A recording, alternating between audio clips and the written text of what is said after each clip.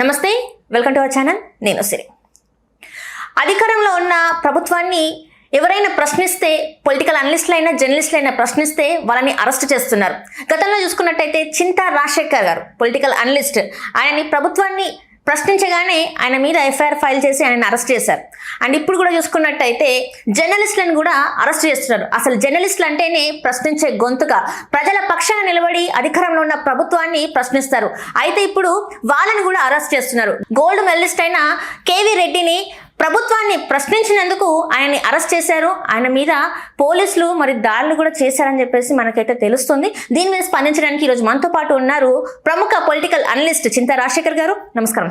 నమస్తే సార్. ఇప్పుడు చూసుకున్నట్టయితే ప్రభుత్వాన్ని ప్రశ్నిస్తే అది ఎవరైనా పొలిటికల్ అనలిస్ట్ అయినా జర్నలిస్ట్ అయినా అరెస్టులు చేస్తాం, వాళ్ళని ఇంకా అరెస్ట్ చేసిన తర్వాత వాళ్ళ మీద చర్యలు తీసుకుంటాం గట్టిగానే అన్నట్టు ఉంది ఇప్పుడు మరి ప్రభుత్వ ప్రవర్తన.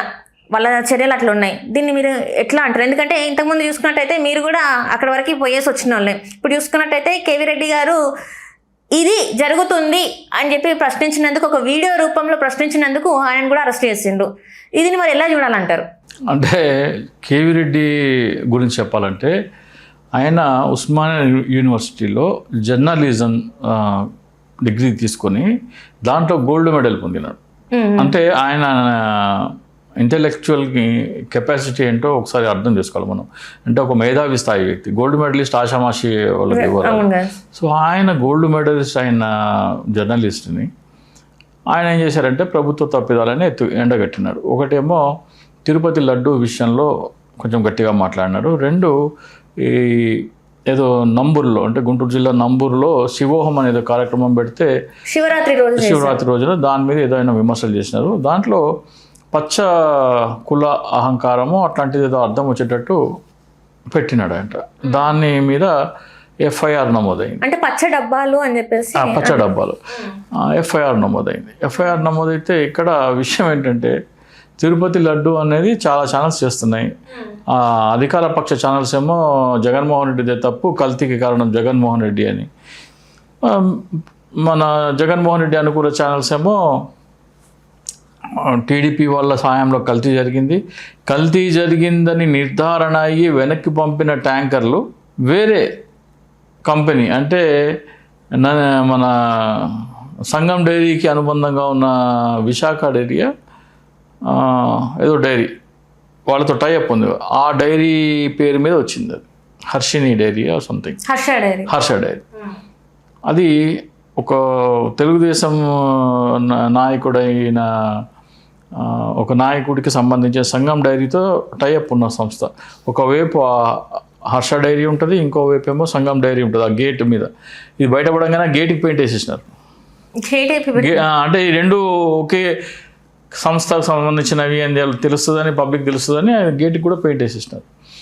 సో ఇవన్నీ ఆధారాలతో సహా రుజువైంది. అంటే ఇక్కడ జగన్మోహన్ రెడ్డి గారి హయాంలో కాంట్రాక్ట్ పొందిన ఏఆర్ డైరీ కల్తీ నెయ్యి సప్లై చేస్తే జగన్మోహన్ రెడ్డి గారు హయాంలో సప్లై చేయలేదు. వాళ్ళు చంద్రబాబు నాయుడు హయాంలో సప్లై చేస్తే అది టీటీడీ దాన్ని రిజెక్ట్ చేసింది. రిజెక్ట్ చేసిన తర్వాత వెనక్కిపోయిన తర్వాత అవే లారీలు కూడా మార్చకుండా వేరే పెట్టిన హర్ష డైరీ పేరుతోని వచ్చినాయి, కొండపైకి వెళ్ళిపోయినాయి, చెక్కింగ్ లేదు, ఏం లేదు, లడ్డుల్లో వాడినారు, భక్తులు తిన్నారు. ఇది ఘోరమైన పాపం, అసలైన పాపం. జగన్మోహన్ రెడ్డి గారి హయాంలో కాంట్రాక్ట్ పొందిన ఏఆర్ డైరీ సంస్థ సప్లై చేస్తున్న కల్తీ నెయ్యిని వెనక్కి పంపించడం జరిగింది. అదే నెయ్యి అదే ట్యాంకర్లో వారం 10 రోజులు గోడౌన్లో పెట్టి మళ్ళీ పంపిస్తే అది చెక్కింగ్ లేదు, ఏం లేదు, పైకి వెళ్ళిపోయింది, వాడేస్తారు. ఎవరు పాపాత్ములు? రిజెక్ట్ అయిన ఏఆర్ డైరీ లడ్డూలో వాడలేదు, కానీ రిజెక్ట్ అయిన నెయ్యిని ఈ సంగం డైరీ తో టైఅప్ ఉన్న వర్ష డైరీ ఎట్లా మరి చెకింగ్ లేకుండా పైకి పోయింది? కల్తీ నెయ్యి అని ఒకసారి ప్రూవ్ అయిన తర్వాత అదే నెయ్యి పైకి ఎట్లా వెళ్తుంది? సో పాపం చేసింది ఎవరు? ఇవన్నీ ప్రశ్నించాడు కేబీఆర్. ప్రశ్నించడంతో పాటు ఆయన పచ్చ కుల ఇది అని ఏదో పెట్టినాడు. సో అది వాళ్ళకి డైరెక్ట్గా ఎక్కడ బాణం అయితే ఎక్కడైతే తగలకూడదో బాణం డైరెక్ట్లీ అక్కడే తగిలింది, వాళ్ళ ఈగోని కొట్టింది. ఇప్పుడు కులం మీద మాట్లాడితేనే కేసు పెడితే కేసు ఎవరెవరి మీద పెట్టాలా?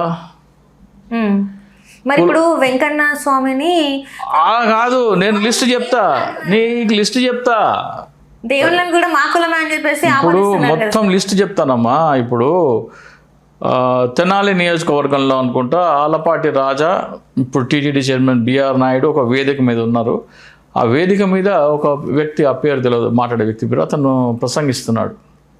ఏమనంటే కమ్మోళ్ళ కులం బ్లడ్ టెస్ట్ చేస్తే ల్యాబ్లో డాక్టర్ అడిగినాడంట, నువ్వు కమ్మోడివా అని. నీకంటే తెలుసు అంటే రక్త కణాలన్నీ ఒక క్రమశిక్షణలో పోతున్నాయంట. క్రమశిక్షణలో పోతుంది.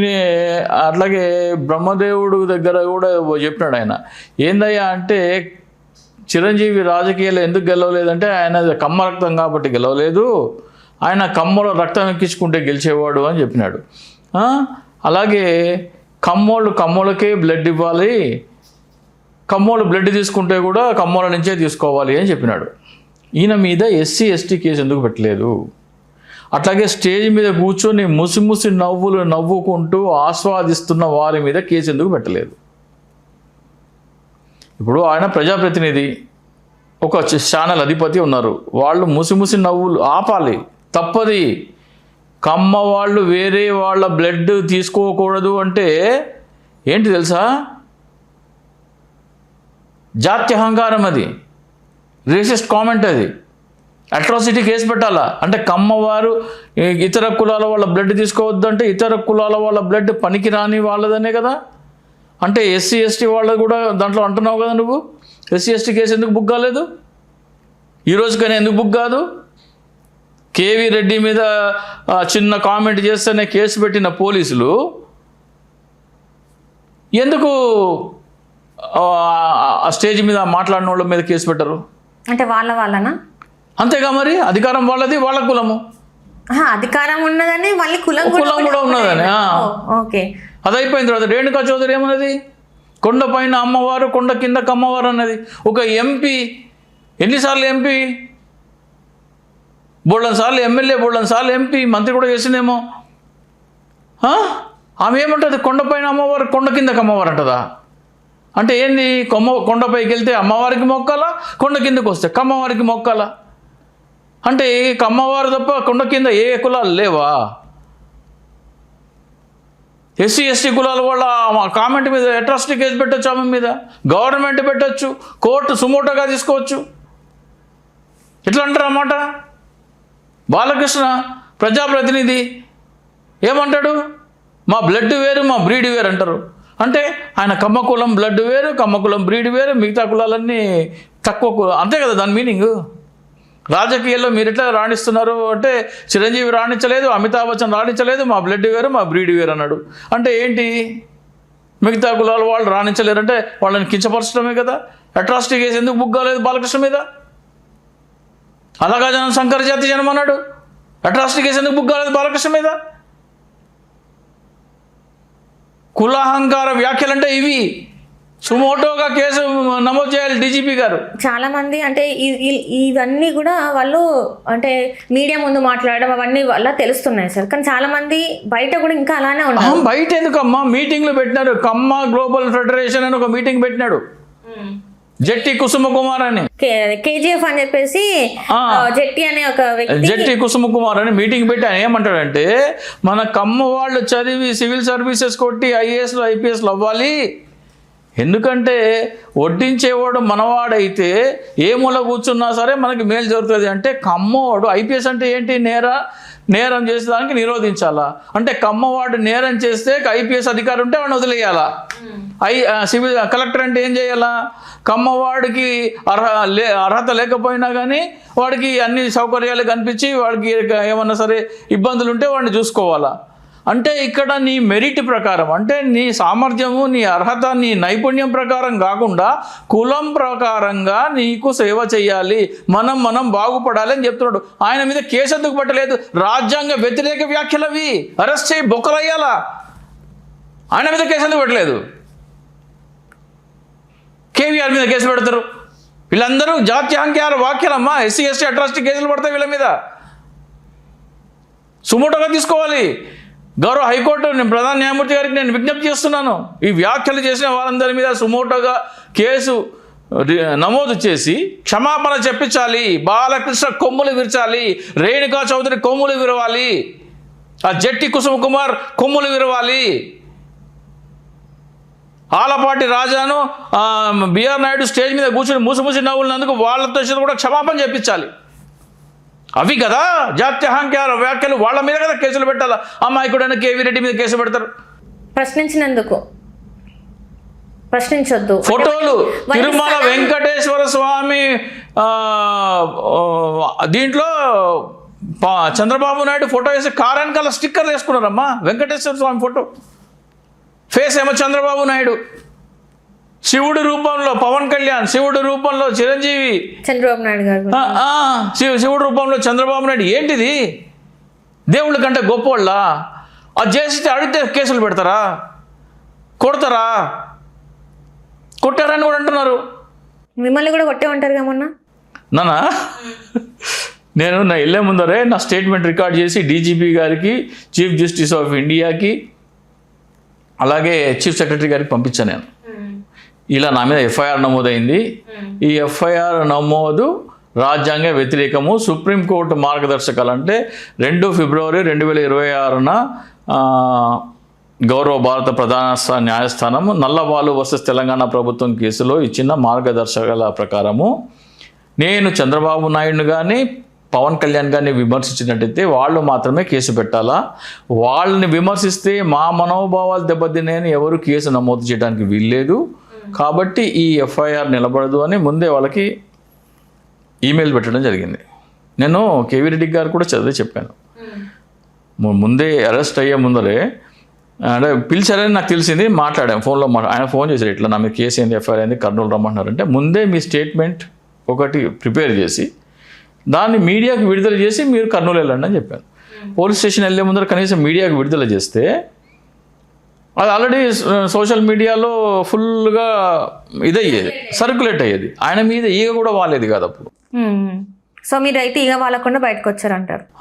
ఎవరైనా సరే ఇక ముందర సరే జర్నలిస్ట్ అయినా సరే, అనలిస్ట్ అయినా సరే, ఏమన్నా సరే ఎఫ్ఐఆర్ రమ్మంటే ముందర మీ ఎఫ్ఐఆర్ కంప్లైంట్ తీసుకొని కంప్లైంట్ ఏం రాశాడో దానికి వివరణ మీరు ముందే తయారు చేసి డీజీపీ గారికి, గౌరవ భారత ప్రధాన న్యాయమూర్తి గారికి, హైకోర్టు ప్రధాన న్యాయమూర్తి గారికి, చీఫ్ సెక్రటరీకి ఈమెయిల్స్ పెట్టేసి ఆ తర్వాత 2-3 రోజుల తర్వాత వెళ్ళండి, మీడియా కూడా రిలీజ్ చేయండి. అప్పుడు మిమ్మల్ని అంటే ఇది అంటే ఇప్పుడు దీనికి ఇదంతా మీరు చెప్పింది ప్రాసెస్ బాగానే ఉంది. అసలు ప్రజల గురించి మీరు ఇది చెయ్యట్లేదు, ప్రజలకి హామీలు ఇచ్చిండ్రు, ఇవన్నీ మీరు చెయ్యట్లేదని ప్రభుత్వాన్ని ప్రశ్నిస్తే అది తప్పెట్లయితుంది? దానికి అరెస్ట్ ఎందుకు చేయాలి? వీళ్ళు ఏమైనా అవినీతి అక్రమాలు చేసిండ్రా, లేకపోతే ఎవరి మీద దాడికైనా వెళ్ళిండ్రా, లేకపోతే ఇంకేమైనా తప్పులు చేసిండ్రా వీళ్ళని అరెస్ట్ చేయాలంటే? ఇప్పుడు పొలిటికల్ అనలిస్ట్ ఇప్పుడు మీరు ఉన్నారు, మీరు ఏం చెప్పిండ్రు? రాజధానిలో ఇట్లా అవినీతి జరుగుతుంది, భూముల గురించి ఇట్లా ఉంది, ఇది ప్రజలకు చెందాల్సింది, ఇది 5 లక్షల కోట్ల అవినీతి జరుగుతుంది అని చెప్పేసి మీరు చెప్పిండ్రు. అందులో ఏదైనా తప్పు ఉంటే విచారణ చేయాలి, కానీ డైరెక్ట్ అరెస్ట్ చేయడం ఏంటి? అంటే ఏంటంటే ఇక్కడ చెప్తున్నాను కదా, కొంచెం జగన్మోహన్ రెడ్డి గారు తప్పు కూడా ఉందమ్మా ఇందులో. అరే ఇంత జరుగుతుంటే అమరావతి ల్యాండ్ పూలింగ్ విషయంలో పార్టీ గట్టిగా ప్రశ్నించి ఏందయ్యా మరి ఏంటి అసలు, నేనేమో ప్రభుత్వ భూమిలో రాజధాని కట్టమని చెప్పాను, ప్రభుత్వ భూమిలో రాజధాని కడితే నువ్వు చెప్తున్న ఈ లక్షల కోట్ల ఆదాయం ప్రభుత్వ ఖజానాకు వచ్చేది, అక్కడి నుంచి మనం ప్రజలకు ఇచ్చేవాళ్ళము, ప్రజలకంటే మనము ఆసుపత్రులు కట్టేవాళ్ళము, ప్రభుత్వ మెడికల్ కాలేజీలు కట్టేవాళ్ళము, పోర్టులు కట్టుకునేవాళ్ళము, లేదా మంచి స్కూల్స్, కాలేజెస్ గవర్నమెంట్కి కట్టేవాళ్ళము, ప్రజలకి అప్పులు చెల్లించేస్తే వాళ్ళ మీద పడే భారం, కరెంటు బిల్లులు కానీ పెట్రోల్ మీద సెస్ కానీ తగ్గించవచ్చు కదా, ఇది కదా మీరు చేయాలి అని ఒక మాట మాట్లాడంటే బాగుండేది. మరి వైసీపీ జగన్మోహన్ రెడ్డి గారి దృష్టికి ఇది ఎందుకు వెళ్ళట్లేదో నాకైతే తెలియదు. ఆయన దృష్టికి వెళ్ళాలా, ఆయన మాట్లాడాలి ఈ విషయంలో. అట్లాగే నాకు తెలిసి ఒక గ్రామంలో అయితే ఫ్లెక్సీ పెడదాం అనుకుంటున్నారు. మా కంచంలో కూడు దోచుకుంటున్న కూటమి అనేది నెక్స్ట్ జనరేషన్ కి ఒక గ్రామంలో ఫ్లెక్సీ పెడతారని ప్రయత్నాలు జరుగుతున్నాయి. ఆ గ్రామంలో ఫ్లెక్సీ పెడితే ప్రజల విప్లవం మొదలైనట్టే. ఆల్రెడీ లడ్డు గురించి ఒక ఫ్లెక్సీ పెట్టి దాన్ని తీయమని అంటే అలా అందులో ఏం లేదు, ఇది తీయండి, ఇది కరెక్ట్ కాదన్నందుకే ఏపీలో మనం అమ్మటి చూసాం. రాంబాబు మీద ఇంట్ల మీద జోగి రమేష్ గారి ఇంటి మీద దాడులు జరిగినాయి. మరి మీరు ఇప్పుడు ఇట్లాంటిది ఒకటి పెడితే మరి మీ పరిస్థితి ఏందని మీరు నా ఆలోచించుకున్నారు? పరిస్థితి కాదు, అక్కడ గ్రామంలో పెడుతున్నారు, వాళ్ళ పరిస్థితి ఏంటనేది కూడా నేను ఆలోచించాను. కానీ ఒకసారి ఆ ఫ్లెక్సీ చింపితే ఏమవుతుంది? అంబటి రాంబాబుది మొత్తం స్టేట్ వైడ్ ఇంటింటా చర్చ జరిగింది. అప్పుడు ఆ ఫ్లెక్సీ, ఇప్పుడు ఏ గ్రామంలో అయితే ఫ్లెక్సీ పెడుతున్నారో ఆ గ్రామంలో ఫ్లెక్సీ చింపితే కానీ, లేకపోతే ఫ్లెక్సీ తీయమంటే కానీ, లేదా వాళ్ళని అరెస్ట్ చేస్తే కానీ ఏమవుతుంది? మొత్తం స్టేట్ వైడ్ డిస్కషన్ అవుతుంది. స్టేట్ వైడ్ డిస్కషన్ అయితే ఏంటి ఆ ఫ్లెక్సీలో ఏముంది అంటే ఏమవుతుంది? అమరావతి ల్యాండ్ పూలింగ్ అనేది ప్రభుత్వ ఖజానాన్ని దోచిపెట్టే చట్టం అంట, మన పిల్లల సంపద దోచి వాళ్ళు ఎవరో పెడుతున్నారంట అని చర్చ వస్తుంది. సో అది చేయరు వాళ్ళు, దాన్ని వదిలేస్తారు. దాన్ని టచ్ చేస్తే భస్మాసుర హస్తం అవుతుంది వాళ్ళకి, వాళ్ళ గొయ్యి వాళ్ళే దవ్వుకున్నట్టు అవుతుంది. కాబట్టి వాళ్ళు ఆ పని చేయరు, అసలు టచ్ చేయరు. ఇప్పుడు మళ్ళీ అరెస్టులు ఇంకా కొనసాగుతాయి అంటారా మరి? కేవీ రెడ్డి అంటే ఇప్పుడు కేవీ రెడ్డి హైదరాబాద్లో ఒక తెలంగాణ వాసి హైదరాబాద్లో ఛానల్ పెట్టుకొని చేస్తుంటే ఆయన విచారణకి రమ్మని ఇప్పుడు విచారణకి వెళ్ళకపోతే ఏమవుతుంది? అరెస్ట్ చేసి, విచారణకి రాలేదని అరెస్ట్ చేసి తీసుకెళ్తారు. సరే, విచారణలో మరి కొట్టడం అనేది కరెక్ట్ అంటారా? అమ్మ రాజ్యాంగ వ్యతిరేకం అమ్మ, దాని మీద కేసు ఏదో చేస్తున్నారు. ఇవాళ వైసీపీ అధికారులు పోలీస్ ఎస్ఐ మీదనో లేకపోతే ఎవరి మీదనో సంబంధిత అధికారి మీద కేసు వేస్తున్నారు. కేసు వేసి డెఫినెట్గా ఆయన మీద పనిష్మెంట్ ఉంటుంది. ఆయనకి కనుక కోర్టు ఆయన సస్పెండ్ చేసినా, లేకపోతే ఆయనని సస్పెండ్ చేస్తే చాలు, ఇంకొక ఆంధ్రప్రదేశ్లో ఏ ఒక్క పోలీస్ అధికారి కూడా జర్నలిస్టుల మీద, అనలిస్టుల మీద చెయ్యి ఎత్తడానికి సంకోచిస్తారు. వాళ్ళ ఉద్యోగాలే పోతాయి. కాబట్టి ఈ విషయంలో నేను కేవీ రెడ్డి గారి కుటుంబానికి మేము మీ వెంట ఉన్నాము, మానసికంగా మేము ఆల్వేస్ మీతో ఉన్నామని చెప్తూ వాళ్ళ కుటుంబానికి, కేవీ రెడ్డి గారికి ధైర్యం చెప్తూ, నేను ఆయన సాహసోపేతమైన జర్నలిజానికి సెల్యూట్ చేస్తూ థ్యాంక్స్ చెప్తున్నాను. Thank you so much. Hello, Telugu రాజ్యం ఛానల్ చూస్తున్నారా? సామాజిక, రాజకీయ, జీవన చిత్రణే తెలుగు రాజ్యం. అతిశయోక్తులు, అసత్యాలు ఉండవు. రాజకీయ కోణం కాదు, ప్రజా కోణమే కొలబద్ద. తెలుగు రాజ్యం వీక్షణ మీ ఉత్తమ అభిరుచికి నిదర్శనం.